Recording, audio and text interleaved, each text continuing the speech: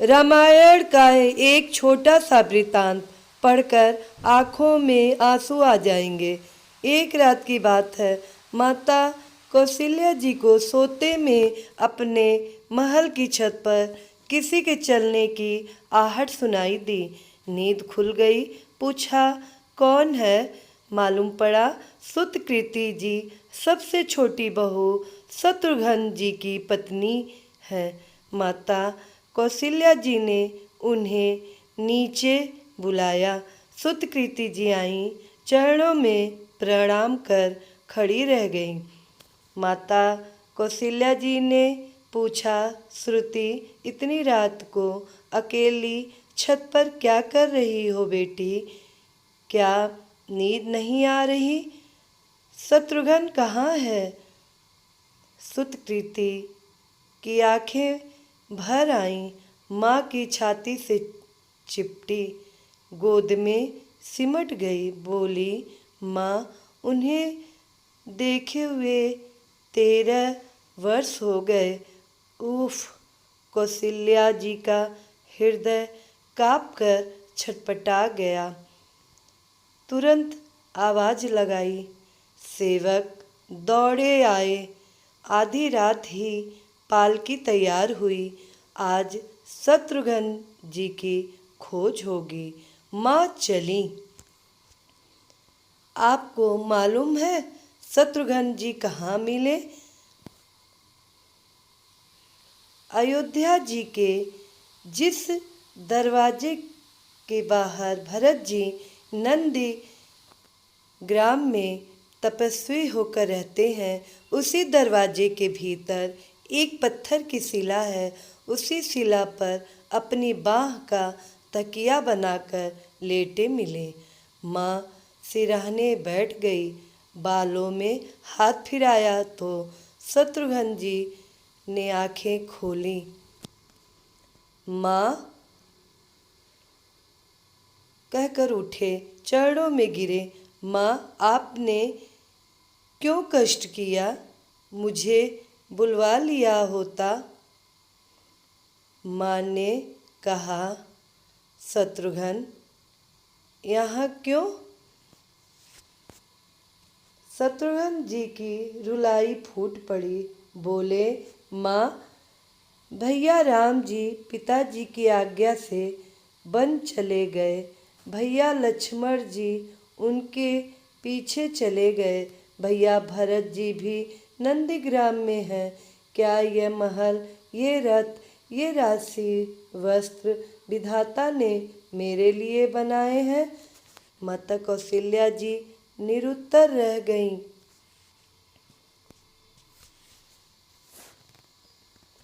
देखो, क्या है ये राम कथा? यह भोग की नहीं, त्याग की कथा है।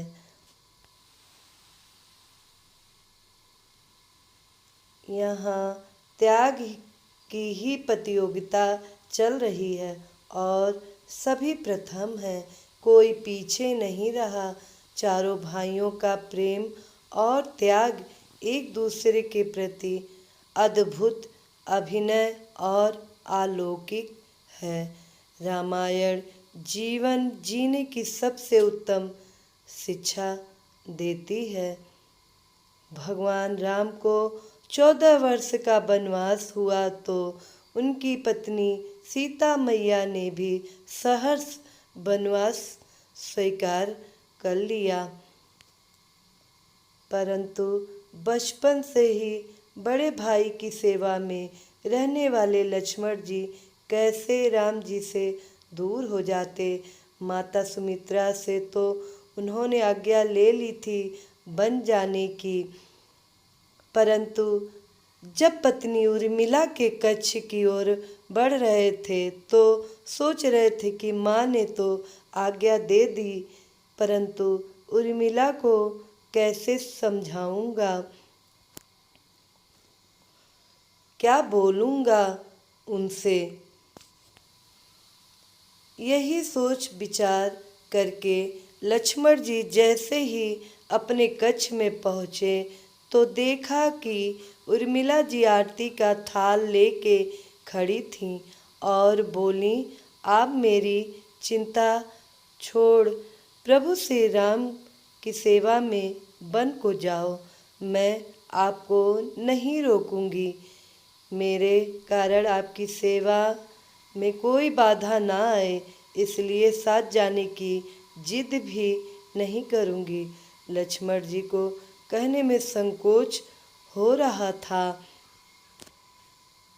परंतु उनके कुछ कहने से पहले ही उर्मिला जी ने उन्हें संकोच से बाहर निकाल दिया। वास्तव में यही पत्नी का धर्म है।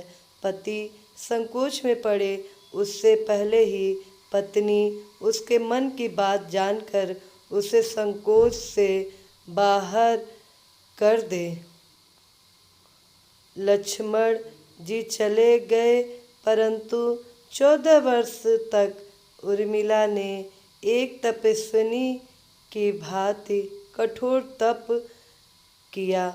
वन में प्रभु श्री राम माता सीता की सेवा में लक्ष्मण जी कभी सोए नहीं, परंतु उर्मिला ने भी अपने महलों के द्वार कभी बंद नहीं किए और सारी रात जागकर उस दीपक की लौ को बुझने नहीं दिया।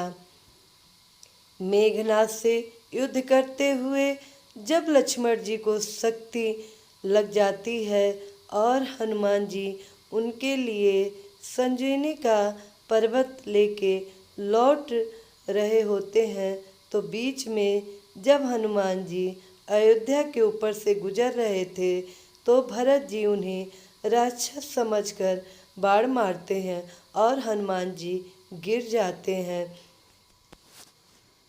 तब हनुमान जी सारा वृतांत सुनाते हैं कि सीता जी को रावण हल ले गया, लक्ष्मण जी युद्ध में मूर्छित हो गए हैं। यह सुनते ही कौशल्या जी कहती हैं कि राम को कहना है कि लक्ष्मण के बिना अयोध्या में पैर भी मत रखना, राम वन में ही रहें। माता सुमित्रा कहती हैं कि राम से कहना कि कोई बात नहीं, अभी शत्रुघ्न है, मैं उसे भेज दूंगी। मेरे दोनों पुत्र राम सेवा के लिए ही तो जन्मे हैं। माताओं का प्रेम देखकर हनुमान जी की आँखों से अश्रुधारा बह रही थी, परंतु जब उन्होंने उर्मिला जी को देखा तो सोचने लगे कि यह क्यों एकदम शांत और प्रसन्न खड़ी है। क्या इन्हें अपने पति के प्राणों की कोई चिंता नहीं? हनुमान जी पूछते हैं, देवी आपकी प्रसन्नता का कारण क्या है? आपके पति के प्राण संकट में हैं। सूर्य उदित होते ही सूर्य कुल का दीपक बुझ जाएगा। उर्मिला जी का उत्तर सुनकर तीनों लोकों का कोई भी प्राणी उनकी वंदना किए बिना नहीं रह पाएगा। उर्मिला बोली, मेरा दीपक संकट में नहीं है, वह बुझ ही नहीं सकता। रही सूर्योदय की बात, तो आप चाहे तो कुछ दिन अयोध्या में विश्राम कर लीजिए, क्योंकि आपके वहाँ पहुँचे बिना सूर्य उदित हो ही नहीं सकता। आपने कहा कि प्रभु श्री राम मेरे पति को अपनी गोद में लेकर बैठे हैं। जो योगेश्वर प्रभु श्री राम की गोदी में लेटा हो, काल उसे छू भी नहीं सकता। यह तो वे दोनों लीला कर रहे हैं। मेरे पति जब से बन गए हैं, तब से सोए नहीं हैं।